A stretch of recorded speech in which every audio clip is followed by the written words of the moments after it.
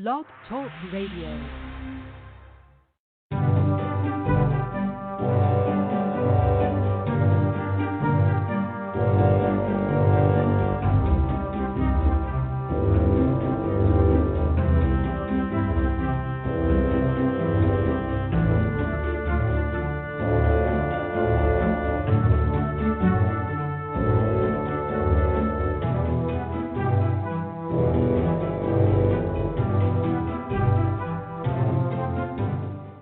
Quintessential Listening, Poetry Online Radio showcases diverse voices from around the globe.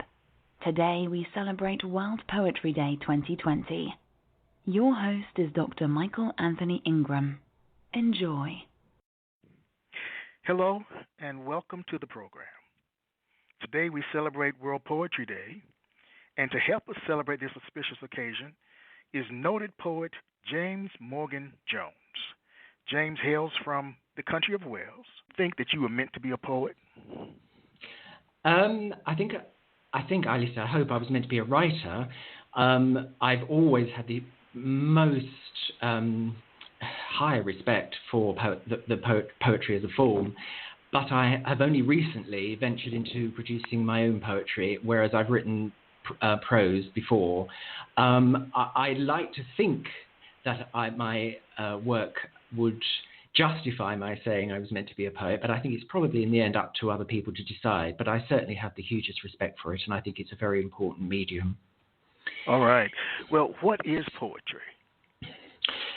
I think poetry is essentially, in concentrated form, an idea or a feeling or a concept brought to life with the vividest imagery and language that the poet can muster in order to convey something to the reader or the listener that they may not have thought or conceived themselves if they were to consider the particular subject in hand, so that it brings something new to them and makes them think, I hadn't thought of it in that way, so that it would illuminate the particular subject in hand for the reader or the listener.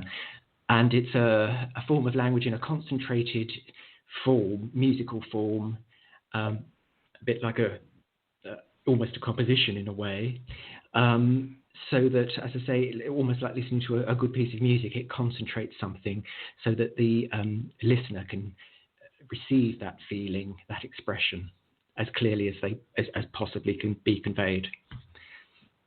When you think about your body of work, what are some of the predominant themes? Themes, I think I've come to realize, as the body of work has grown, that place is of the most enormous importance to me. I was aware of this, I would say, almost since childhood, but I can see in my work that it is a hugely important theme through it. The importance of place to the human spirit, the possibility that place can be destroyed or at least smothered to the detriment of those living in it, whether they are still living in it or whether they've been separated from it. I certainly think it's an important theme in my work. Also, I think the smothering or the repression of certain emotional modes in human life, whereby people are encouraged not to think in a certain way, not to feel in a certain way, and the damage that also can do to individuals who might not have any other way of no other outlet for those particular feelings or emotions. Right. How does a poem begin for you? With an idea, a form, or an image? Often an image. I might see something that makes me think that would make a great image, central image around which to construct a poem. Sometimes it is an idea, something that may have happened to me, or a period in one's life that you may have gone through, which left you with certain feelings and a sort of legacy of experience and feeling that might need to be expressed. So it can be a feeling as well, but often an image is enough, because once you've got the image, you think, why was that image so striking? What does it suggest? And then that can open little doors whereby you can then explore something that may not have been in your mind from the outset, if that makes sense. It does make sense. Would you share one of your works with us? Yes. The volume of poetry that I've recently released called Living Places, Passing Lives. As I've said, place is enormously important in my work, as might be suggested by the title. And this is the opening poem. It reflects the place where I was brought up, which was on the very edges of London. And it's a place that was built up very rapidly after the Second World War in order to house people who had been displaced by the bombing in London at the time. And so it was built up very quickly without thought and not very sensitively, and a lot of it was destroyed, I think. And I think I was aware of this from a very early age, and this is the poem that came from that. It's called Lost Lands. Once there were owls. After primordial giants clambered away on huge marshy feet, they huddled high and dark as blooded gems in moon-swept trees, keeping rapier vigil over the miry flatlands. But the jewel-eyed dream shattered. Haruspeck's birds spewed splinters of ratbone, shreds of sap-drenched forest over the slow suburban choke and flew away. Patches of desolate beauty clung to the earth in defiant outrage. Elm trees' vast sway licked salt-whistling currents. Into the stream, by a ramshackle house, the old sisters' lives slowly leaked. We thieve their fruit, eat it in long, rank grass. Zing of grasshoppers' leap nips our ears. Somewhere, under a ticking sun, the water vole marks its frantic arrowhead track. Toad wanders baffled in herbaceous border where once he bestrode boggy ditch. Across a vast green mountain of waste we run wild, pausing to stare like little ghouls at the smoking fissures in its grassy skin, noxious gas from the slow-burning refuse in its innards. On a reeky wind we catch the sweet taint of sewage. I am a bloodless revenant in search of an excised soul. Ululating outland ships and the rattle of lonely trains in the night speak of the fate of this place in a language no one knows. The stream is entombed, elm trees severed, the dead sisters' tumbling house long demolished. In their place, bungalows and blighted saplings flourish, but our house remains in its painful ordinariness. Distant landmark of gas cylinders is gone. The tussocky moorland levelled, made uniform for people to stroll on, though no one does, and the lake, which replaced the sewage works, meant to beautify, is a repository for prams and supermarket trolleys. Under the rind of concrete, when all this is swept away, will they uncover the stream's blood-dark artery, find owlish bones and cripple-legged grasshoppers suspended in a kind of polyethylene amber? Will some new clean beings in glittering flight over the land pick at plastic particles and barren seeds of cement, wondering at death by utter blandness? The end. That was extremely powerful. Thank you. Today is World Poetry Day. Yes. And you hail from Wales. How does your background influence your work? Well, I should just slightly correct that because, as I say, originally I hail from the outskirts of London on the east side, which is on the borders of London and the county of Essex. I moved to Wales many years ago now, and my heritage is largely Welsh, so I have come to be Welsh, I suppose, completely now. And it does influence my work enormously now because I have moved to a place, to somewhere where I can feel rooted in place in the way that I felt was denied me in my early life due to its destruction. So it is enormously important, and I'm very lucky that I live in a small cottage tucked away in a quite narrow valley, and it is enormously atmospheric and has, of course, a very long history. And so, yes, I would say that it influences me quite a lot. All right. When you think about the conditions that help you with your writing process, what do you need to write? I I read. This is quite an interesting question. I'm actually still reading it. Actually, it's a volume of the ghost stories of Edith Wharton, and there's an introduction to it that she wrote herself, and she said, in order to feel the presence of ghosts, there must be continuity and silence, which I think is a great way of putting it. And I would say that I imagine a lot of writers would feel the same, actually, but I certainly do, that continuity, in the sense of continuity of life and history and environmental factors, and also silence, is important. I think you need literally physical silence if possible, but you certainly need to be able to cultivate inner silence in order to access the place where you often draw your writing and creativity from. So I would say, yeah, that Edith Wharton's continuity in silence is a great way of pushing it. It is a great way of putting it. Please share another piece of your work. Okay, well, as indicated by the title of the volume, it's not only places but passing lives that have influenced this work.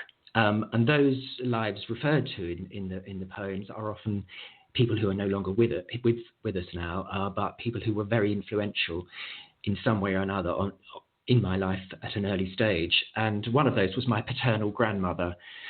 And she was born and brought up in the East End of London. And for any of your listeners who aren't familiar with London at all, the East End was historically one of the poorest parts of London, right on the edge of the river. Very heavy industry, housing very much crammed together. And it suffered enormously in both world wars, but particularly the Second World War. So you had to be tough, actually, to survive it. And she was a fascinating character, and this poem is written to her. It's just simply called Grandmother. You saw, when you were a girl, a burning airship hanging monstrous as a pupa over the Venus skeins of the East End. It floated with pyrogenic grace to earth, as whales of the damned rose starward on flame-white pennons. Dawn sighed, nuzzling black bones, breathing scents of charred flesh on cold river currents. You blinked away the night's wide-eyed immolation. Soon came the Aryan swarm, shedding combustible over on homes clustered like cells in a plexus.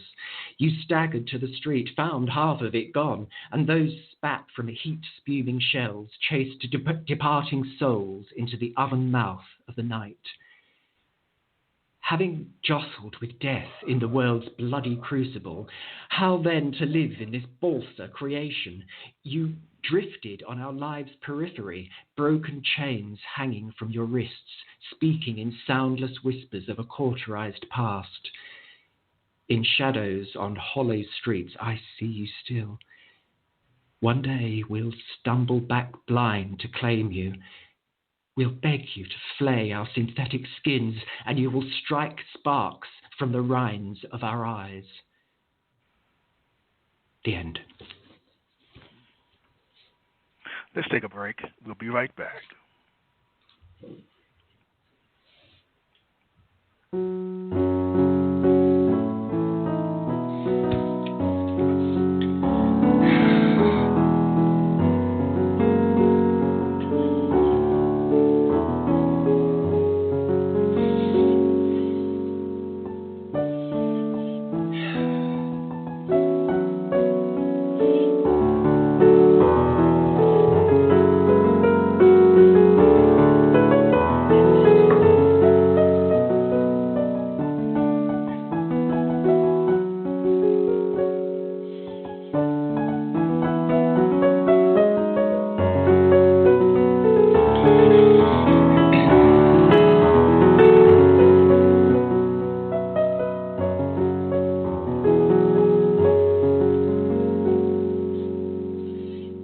We are back. I'm here with James Morgan Jones. James, all great writers have great writing influences. Who are some of yours, and what makes them great in your eyes? Right.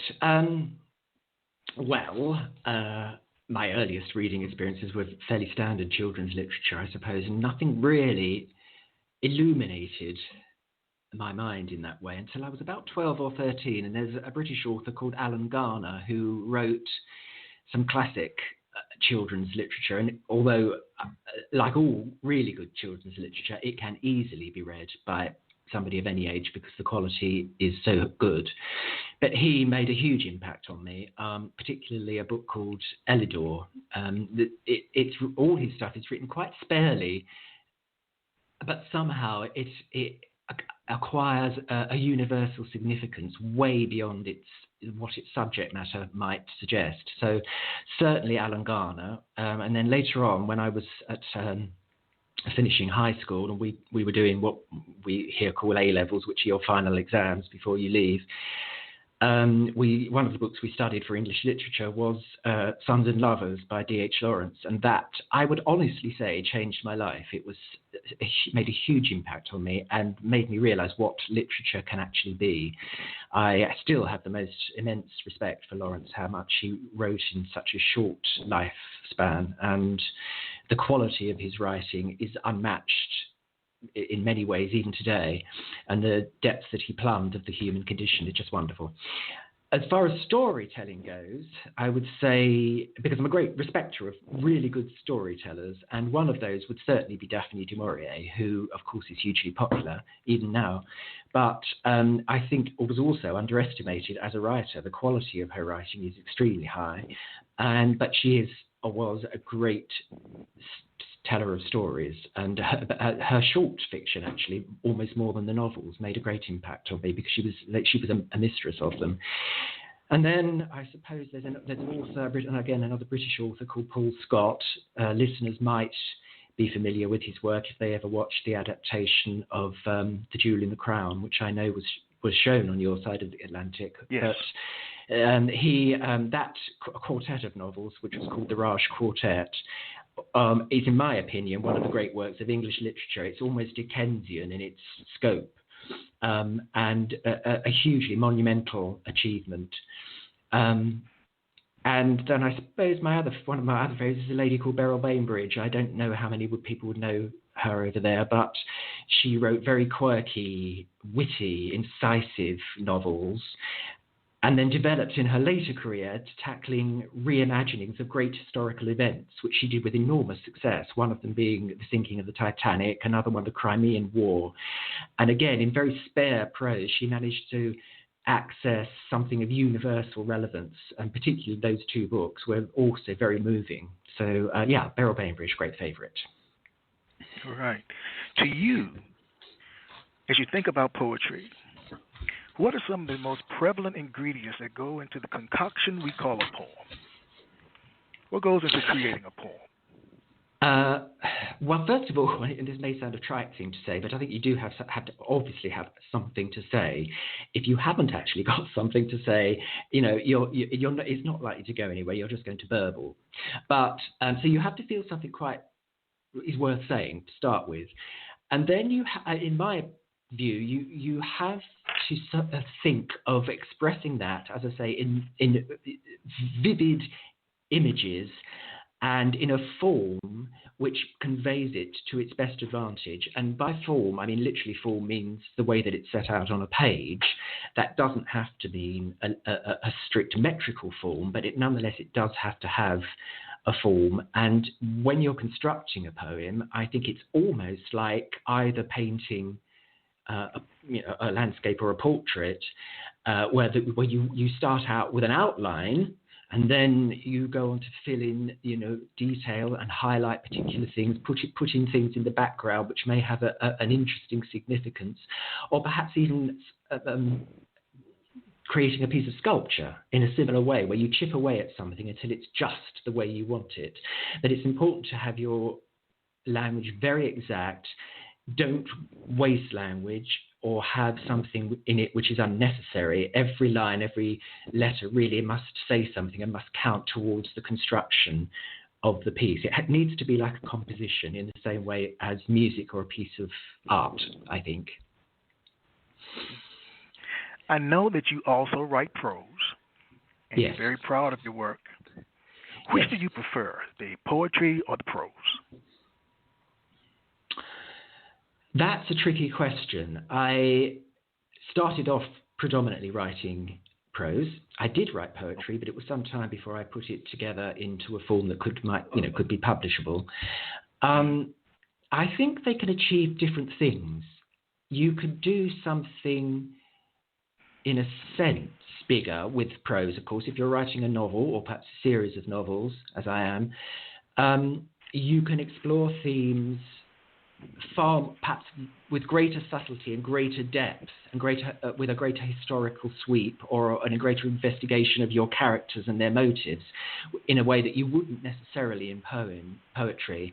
But on the other hand, poetry, with its precision and its vividness of language and its precision of language, can encompass something rather like a really perfect little jewel, if you really succeed well, which of course is very difficult to do in practice. But if you can achieve that so that it comes out just perfectly formed and cut and chiseled into like a perfect little jewel, it can express something very powerfully, perhaps in a very concentrated form, perhaps in a way that prose doesn't. So I think really they both have strengths and they both have things that they don't perhaps achieve quite so well. I just think they're very different, and I don't think you can think, oh well, I can do that, so I can do that. I think it's a different technique. What was one of the most surprising things that you learned in creating your books? Surprising things. One of the hugest reliefs, of course, was that it happened, and I found that yes, there was stuff there, and I could do it. So that was great. But surprising things were how deeply I had felt things, I think, that I was only dimly aware of, and that were clearly very important to me because they came out with great insistence in the work as it began to take shape, which was I've talked about place. That was terribly important, and how profoundly I feel about that, and how important I think it is. But also certain aspects of the spiritual life or emotional life of people, which in a way is glossed over these days, in these days of the instant image. It nurtures a kind of superficial quality or a superficial approach to life if you're not very careful, and it can result in a sort of inauthenticity of feeling. And so I realized that the spiritual nature of people is terribly important, and I think that's something we don't perhaps take that much notice of nowadays. So that in a way surprised me, that I felt that quite deeply. And yes, the suppression of a lot of human emotion and human spirit, I think, is also something which I think causes a lot of ills in the world. And that I think that I discovered was very important to me, and surprised me in a way, I think. What about a poem or poetry? What surprises you there? Oh, of my own poetry, you mean? Or yes, my own poetry. Okay. Well, actually, one thing that did surprise me is how I've said that if you don't have to write a poem in a specific form, which of course you don't, and most poetry probably isn't now. But what did surprise me is that I'm interested in some of the strict forms of poetry, but that I really enjoy it. I really enjoy writing in a form. It actually works quite well for me, I think. So that did surprise me, and I'm quite pleased about it. I think the forms of poetry have lasted many centuries and are very interesting and can still serve well now. You have to be careful how you use them, because you don't want them to sound dated and as though you're imitating a style that's gone now. So it's quite a challenge to be able to do that and make them sound fresh, hopefully, and modern. So but that did surprise me, and I've enjoyed that. Tell us about your book, Living Places, Passing Lives. I've said that the title refers really to the places that have been important to me in my life, the places that I know well, where I grew up and where I live now, and the contrast between them, and how, in a way, moving from somewhere that was, I felt, always quite constrained and stunted in a way to somewhere that which had a greater natural expression has been hugely important to me. And also being able to explore my difficult feelings, I have to say, about some of the people in my past, notably family members who were very important to me. But those feelings are quite difficult. And I do explore that, but I hope not in a way that is too personal and too difficult for other people to understand, because I'm very aware that other people will be reading this, and I hope they are, because I think they explore general themes that we all have of a kind within our families. There are probably very few families that don't have difficult feelings entangled up in their interactions at some time or another. So I'm hoping that that they don't just refer, they're not confined to my own thoughts. I think they do reach out to a wider audience. I hope so anyway. So really it's a combination of the complication, the complexity of place and environment, and the complexity of our personal relations, particularly with family, although it does sort of embrace friends as well in one or two poems. Is your book available on Amazon.com? Yes, it's available on Amazon, but all the books are available on Amazon.com and Wordery, Book Depository, Barnes & Noble, Google Play Books. Quite a few platforms they're available. And my website also for you, I think you can get them from my publisher's website as well, which is Wordcatcher is the publisher. Oh, very nice. Very nice. Have you ever considered whether prose or poetry writing under a pseudonym? Well, in fact, I had to invent a sort of pseudonym because my actual name already every convolution of my actual name already had somebody writing in it. So I was forced in a way to invent a pseudonym, but it does actually incorporate my actual name, and I also included my mother's maiden name in it, which solved the problem. Because she was a Jones, my father was a Morgan, and I put them both together, and hey presto, you have an author. So that worked quite well. So in a way, I had to do that. But in terms of actually disguising myself so that nobody knows who's written it, no, I've never actually thought of that. I've never done it. All right. Well, your name is very official. I like it a lot. James Morgan Jones. It has a ring to it, doesn't it? Yes, indeed. It does have a ring to it. All poets have several words that come up over and over again. Words or sentences that they just can't help but use in their work. What are three of your absolute favorite words to use? I honestly find that very hard to answer because I, in fact, work very, very hard at not repeating myself too much, particularly in the novels where it's quite easy to do without knowing because, obviously the text is far denser in a novel than in a volume of poetry. So it's quite hard to check what you've used too often. And I'm very, very conscious about not repeating words or phrases, particularly if they're unusual, because I think unusual words might be very effective once, but overdo it and it loses its effectiveness. So I'm honestly quite conscious of not doing that. I do like finding unusual words. I would have to say that I do use a thesaurus quite a lot. For instance, I came across a word quite recently. This was when I was finishing the latest novel, which will be coming out quite soon. After a particularly traumatic experience, I was trying to express the character's sense of being in such a state of shock, and she also has hypothermia as well, that she almost feels completely disconnected from life, teetering on the edge almost of life and death.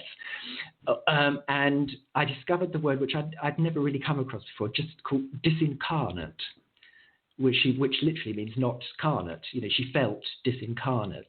And so I'm very conscious of trying to find something unusual, but a bit like I was saying about the poetry, when you have to find exactly the right word to express what you want very clearly and precisely. I'm very keen to do that, but you mustn't repeat it too often because it will lose its effectiveness. So in answer to your question, I really work quite hard not to repeat myself, so I can't think of anything that I do that with, I'm afraid. All right. Well, please share another of your poems. Yeah. Okay. Well, I mentioned that the poetry did actually embrace friendship as well as family relationships. After I left school, I was lucky enough to be accepted into the Guildhall School of Music and Drama in London, where I trained as an actor. And this poem is really a sort of homage to my time there and the people that I was there with.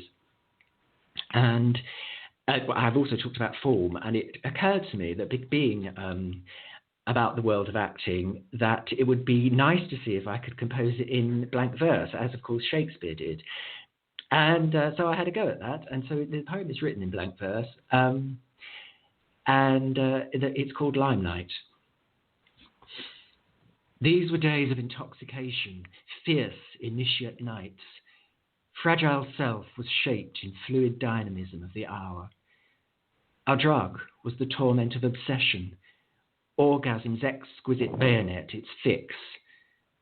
We abducted roles like desperados, claimed unbounded success as a birthright, seized it, swiddled it down, bathed with sybarite abandon in its gorgeous cataract flood. Now this roll call revolves before me, a vivid repertory of players. Whose face shall I remember? Which of these lives shall I lead? All of them, my liege, each one. The stage was ours, its proscenium world the crucible in which we were conceived. Colours of our lives dazzle, ivory, carmine, the numbered shades of illusion, changing hue in the celestial light that limned us. We bowed gladly to the swords of tragedy, sailed the adrenaline swell of laughter. To ostentatious strains of pizzicato and brass we sashayed, jazzed and kicked up the boards, sang our thriftless hearts to passion's extremity. I thank Genesius for the marvel he endowed. Such liberty is a rare gift, seldom relished. The dimensions it imparted unfold still, a house with many mansions, and there reside all those with whom I shared the thrill of venture, the era of love. The end. Another powerful piece. Let's take a brief break, and we'll be right back.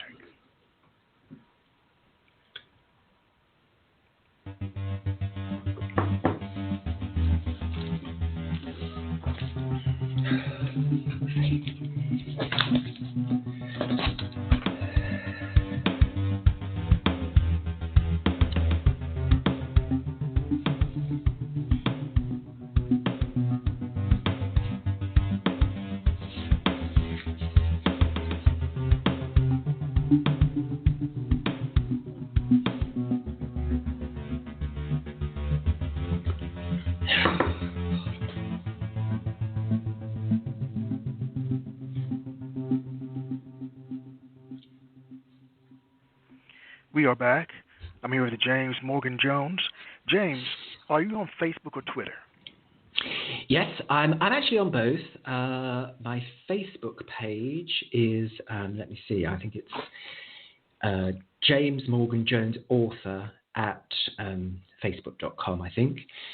I can check that in a moment, but I haven't got it to hand initially. But anyhow, I can check that. Yes, I am. If you look up James Morgan Jones on Facebook and Twitter, you'll find me. All right. Now, how does being on these sites fit into your writing life? How so?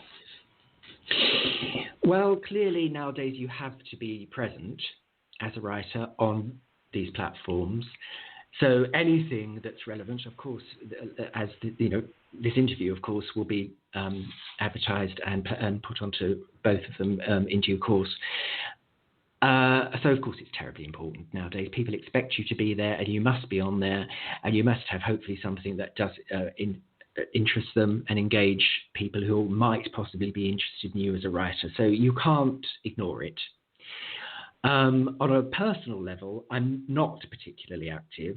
As myself, an individual, writing aside, I'm not particularly active. I'm not driven to, for instance, giving personal opinion about anything and everything on a public platform. So I'm not particularly active as an individual, but as a writer, of course, you have to be, and you have to be aware that people will expect to see what you're up to and what you're about. So you can't ignore it, of course.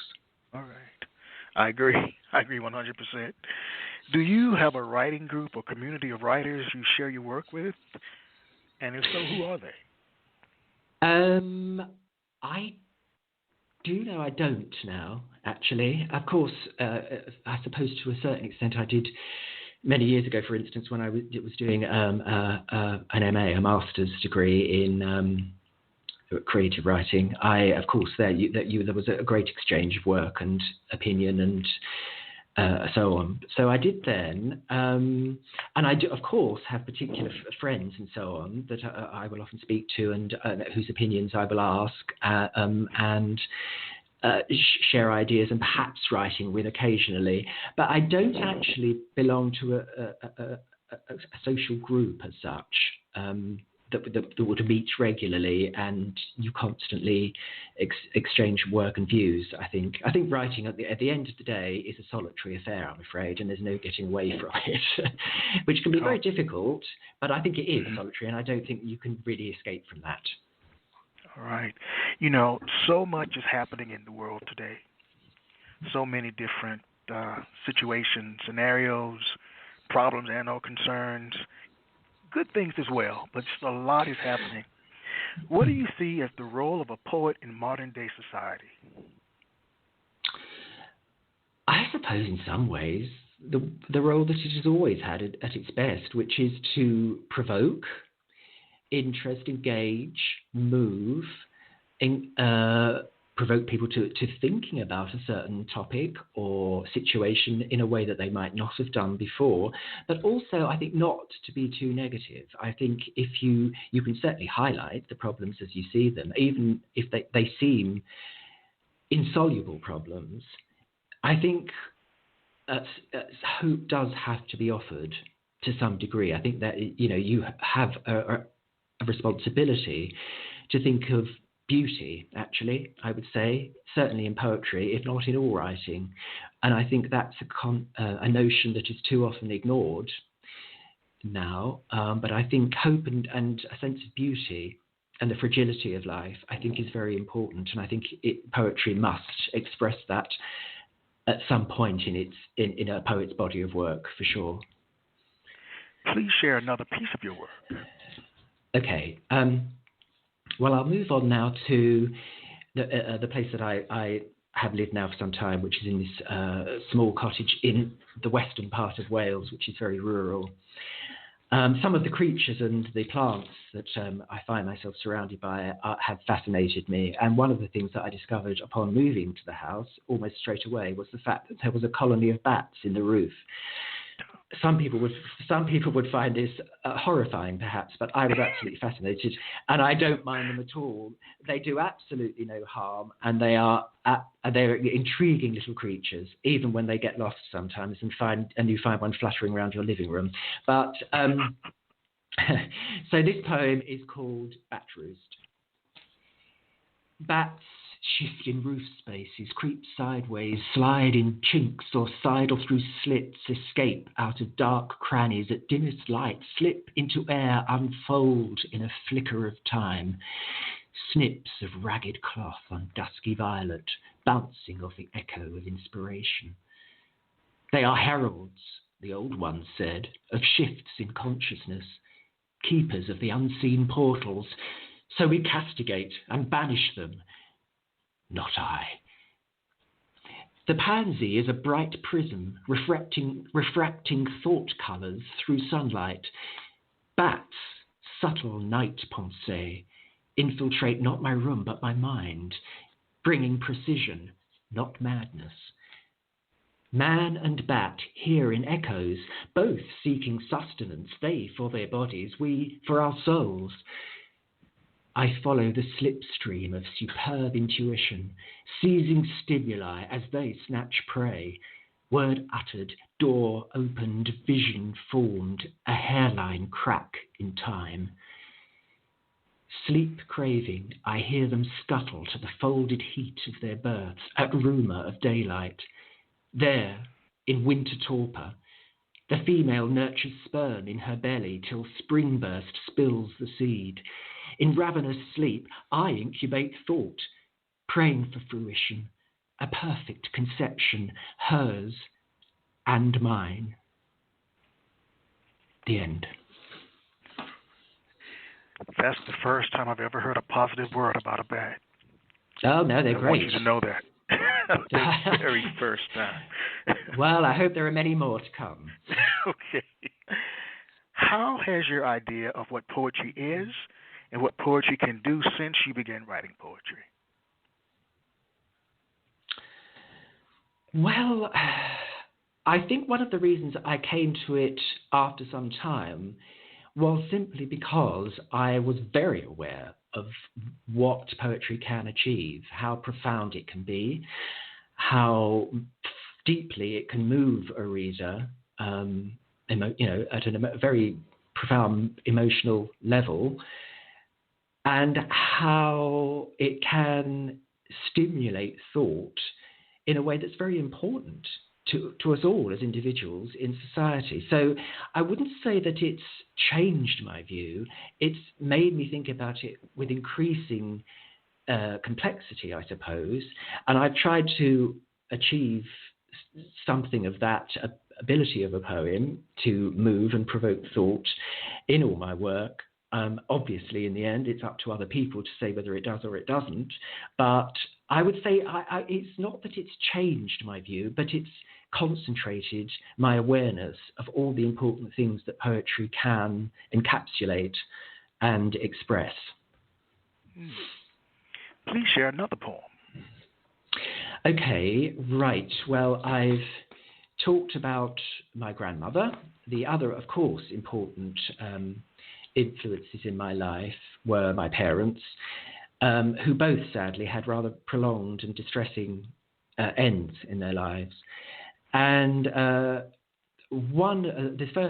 poem is addressed to my father, actually, and it was inspired by a photograph, which in fact I took.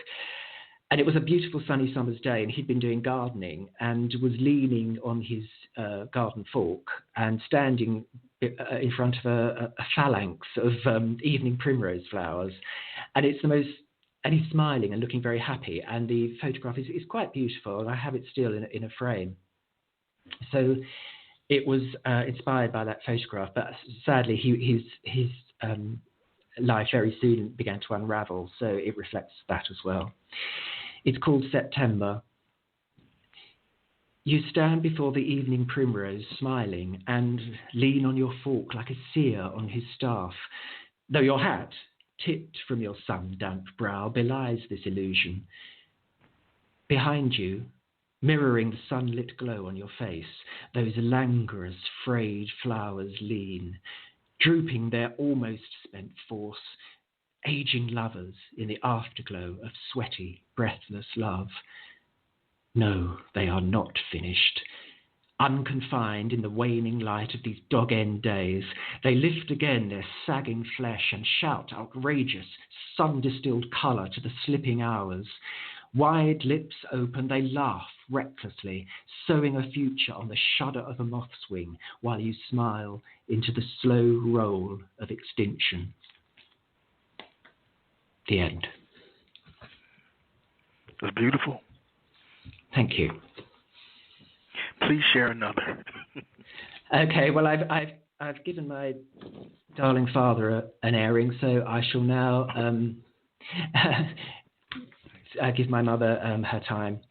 This poem was suggested by a gift I once bought for my mother many, many years ago.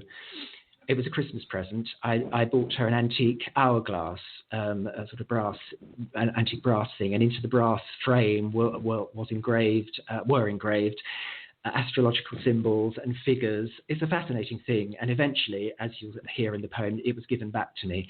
So the poem is called Hourglass. Slender glass suspended in longitudinal poles, fixed, indistinguishable, beginning to end in burnished spheres. This was my gift to you, a beautiful thing for your unhappiness. Now you return it to me, dispensing relics as you prepare your departure. Strange how we fashion beauty from cold predestiny. We were caught then as now in glass chambers, the sifting grains of our lives slipping inexorably through the channel thin as breath that connects us. Bound to the great wheel, trapped in rounded hours, were stone-eyed goat and pincered crab beasts of our own making. Beyond our lives' trickle, the world spins slow on unattainable winds, and Saturn, riding the heavens' updraft, swings his scythe in graceful, killing strokes. The end. Another beautiful piece. Thank you. Do you think that someone could be a poet if they don't feel emotions strongly? If they don't strongly feel emotions? I do think it's possible. Some poets and their work, of course, are very highly emotional, and I suppose most of the poetry that I would perhaps respond to on a personal level would have at least. The thing about poetry, of course, as I was trying to say earlier on, is that you do need to constrain. You can't just emote blindly. That's not likely to get you anywhere. Everything has to be constrained and fashioned in a way that makes a composition. But still, I suppose the stuff that would appeal to me personally would have an emotional component to it that would be very important. But I do think it's possible, at least for poets to almost suppress that to a degree that makes it almost undetectable. For instance, the great poet T.S. Eliot, I would say that his work is almost like the most magnificent piece of architecture, incredibly impressive, beautiful language, and the more you read it, the more you look into it, it acquires dimensions of great profundity, but it's not emotional. It really is not emotional. It doesn't, to me anyway, of course other people may disagree completely, but to me it doesn't touch me on an emotional level. It's purely intellectual and philosophical, rather. But nonetheless, of course, T.S. Eliot will remain one of the great poets. So yes, I do think it's possible. As you think about poetry, you think about your books, does writing energize or exhaust you? Both. I find it, particularly if it's going well, it can be hugely energizing when you're doing it. The adrenaline starts to pump and you think, yeah, I'm getting somewhere here. If I can get to the end of this chapter, say, or this section of the chapter, this is going really well. And then you get there and you think, fantastic, I've done that. I'm pleased with that.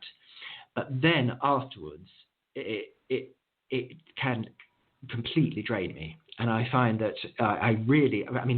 quite often I might literally have to sleep for a while because I do find it, it drains me not only of physical energy, but as a sort of, if this doesn't sound too pretentious, a sort of psychic energy in a way that, your imagination is working so hard to produce something that it is very exhausting on a mental and physical level. So, but while I'm doing it, it can be very energizing. So yeah, it's a double-edged sword, really. Well, here's another question that's a little different. What is the most difficult part of your artistic process? It's always the fine-tuning, I would say, and this applies both to poetry and prose. I'm an obsessive editor.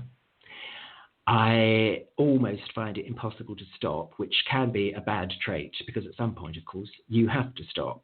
And it goes to, an editor or your publisher or whomever, and you have to let it go, of course. But I am rather obsessive about it, and I find that the most difficult thing of being a bit of a perfectionist. I try to make it constantly as good as it can be, and that can almost become a slave to that if you're not careful. and then it becomes very difficult. So I think that the greatest difficulty is almost knowing when to stop, when you must stop. Because you can go on literally forever thinking, no, it could be better. I could say that line or that paragraph, I could word that even better. And at some point, you have to just let it go, and that's the most difficult thing, I think. And the easiest?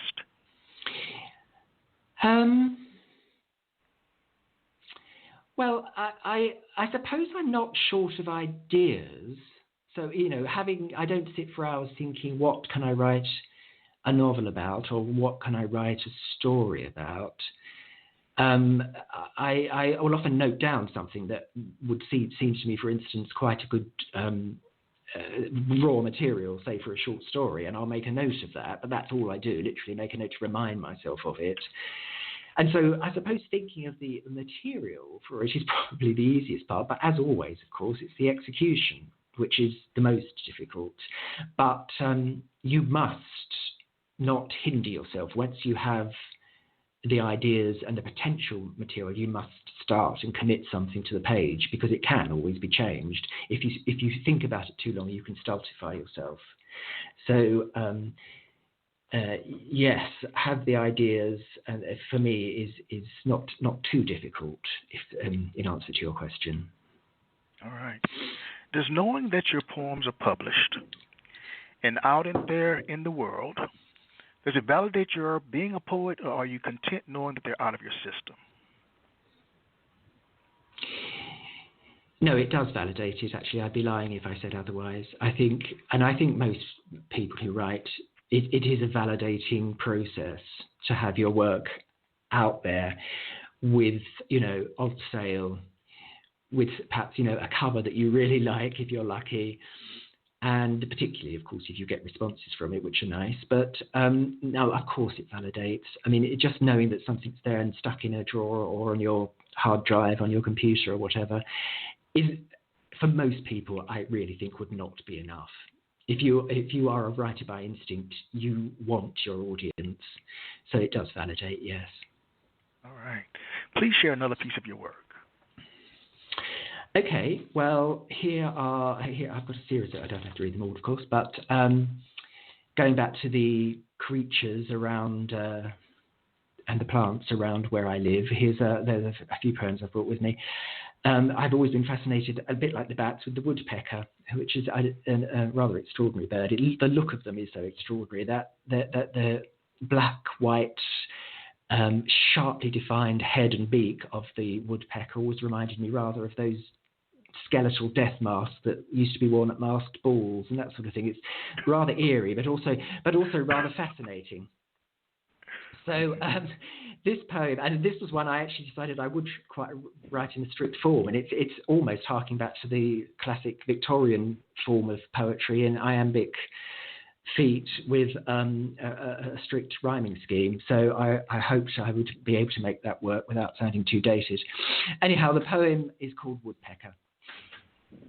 His is the voice we long ago renounced, forgotten when the gods dissolved to trees. Yet still he comes, this lordless harbinger, in bloody skullcap, laughing prophecies. Rapscallion bird, you joker of the wood, in motley plumage older than the kings, your dagger bill foretold marotte and bells, and raps forebodings as the skylark sings. These exhortations mark the wasting years, reproach our deafened ears and blunted sight. Indifferent to such urgent augury, we nurture mediocrity and blight. Laughter rasps like madness in the trees. A piebald death mask chills the glancing eye. We made you back to feather, blood, and bone. You'll croak the gods to life when we are gone. The end.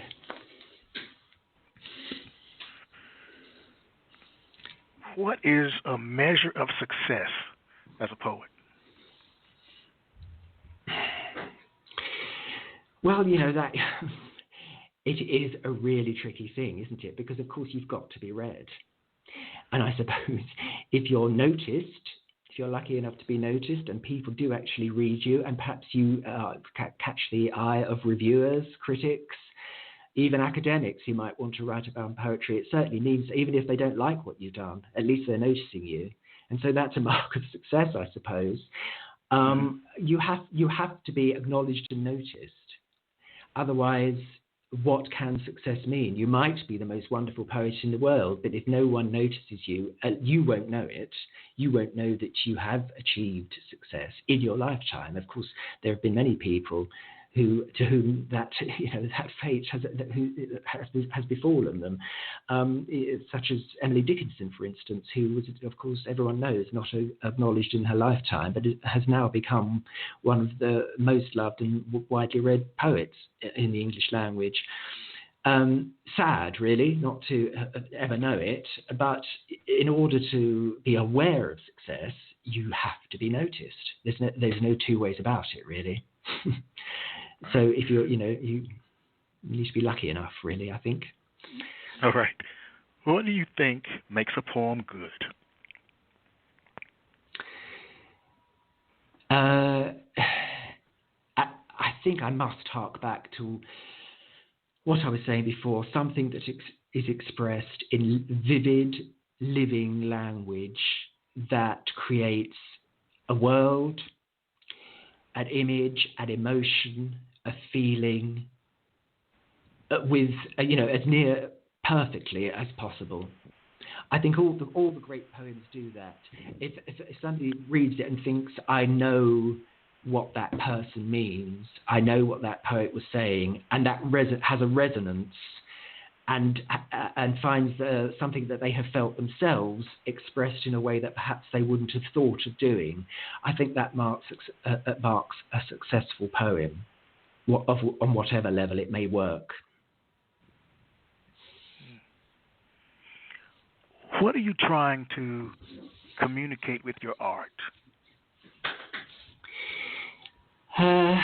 I would love to think about all people to think, and it sounds rather negative, but I hope it doesn't come across like that in my work, that I'm trying, in fact a lot of people are, it's quite topical I think in many ways, because of course the environmental movement is so important now. Yes. But this is also always been very evident in my work. I think there is an anxiety about the living world and its fragility, and how it's so much has been lost, but it is not unreclaimable. But we need to be aware of it and how important it is, and to make sure that we nurture it again, because it is, in the end, all that we have. Technology is something which floats on, fascinatingly, on the surface of human existence, but underneath it, all that we have is the living planet and a sense, really, of, I suppose, the divine in the world, because I do think that's very important, because I think science can only address so much in our lives.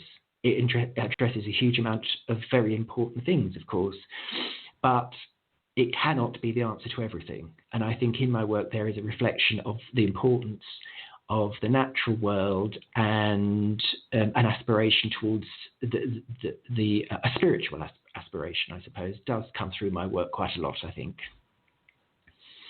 Nicely stated. I really like that. We're closing out the hour. Okay. I'd like you to share, if you can, one more for us. One more before we go. Okay. Is there time for a reasonably long poem, or do you want a short one? Read whatever you like. Okay. This is a poem called Three Horseshoes. I unearthed, when we moved into the cottage, a floor had to be dug up in a part of an old outhouse because it was so damp, and we unearthed three horseshoes, which of course I realised were put there deliberately as a sign of to encourage good fortune. So they were eventually restored, as you'll hear in the poem, and it's called Three Horseshoes. I should just say there are two Welsh words in it. Llafdy is an old dairy, which we often get at the back of old Welsh cottages, and the word cleber literally means chatter, gossip. So anyway, this is the poem Three Horseshoes. Stones raised in a dish of land, they sounded once to the hammer of nails in timber, the soft chatter of women, cleber, dry needles clacking. Was there a pig, a goat, or a horse? Out of the wet earthen floor of the old Llafty, we disinterred 3 rust-flaked horseshoes. Then fumbling instinct chides, "No, you dolt, they have been purposely laid. They are a talisman arranged in 3, left charmed like shields, buried in the footings to be undisturbed. But they are unearthed. What can be done? I wrap them in paper, tuck them safely in a cupboard for years. The floor is set insensate in concrete. Unliving medium, I regret this. Time lapses. I think of the 3 horseshoes now and then with a vague sense of remorse. I have stripped them of power, imprisoned their theurgy in a frosty closet. For decades, centuries even, they blessed the ingress of those who lived out their time in this place, watched at every outgoing. All gaiety, each unhappiness, scythe swung at the apogee of summer's arc, the moon's cuticle smile over the cupped, gelid hands of winter, all were mirrored in the unity of the horseshoe's 3 bowed emblems. At last, a vision is formed. The old cottage is lined. Cement render is hacked away. The stone dwelling exhales, absorbs yellow ochre, surrendered raw from a grateful earth. Now the answer comes. The horseshoes will be sunk into mortar of lime in the door wall of the Llafty, whence they came. A vexed issue troubles me. Which way should they be placed?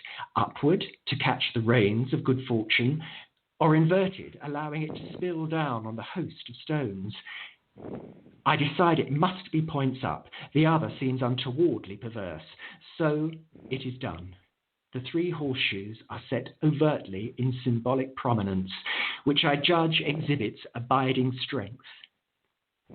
Under their steadfast auspices, the days and our lives pass. The stone walls breathe amid turbulent, everlasting elements. Grey wagtail skims the water with auric essence. A melding of lignin and light, the meticulous creeper sifts his world of umber green. The kite, on an endless sanguineous quest, bespatters the eye with cadmium red. No less vigilant, we interpret looping involutions in the jute-like ropes that bind us. In years of sinuous evolvement, they inweave counterpoints of love and fidelity. What endures does not die, only changes. Colours and texture revolve in ceaseless fusion. Structure performs perpetual metamorphosis, but its nucleus is constant. The needle works with subtle acuity. We, 2 strands in densely braided fabric, follow its incentive. We reach on the long stride of providence, stand witness to the patience of horses. The end.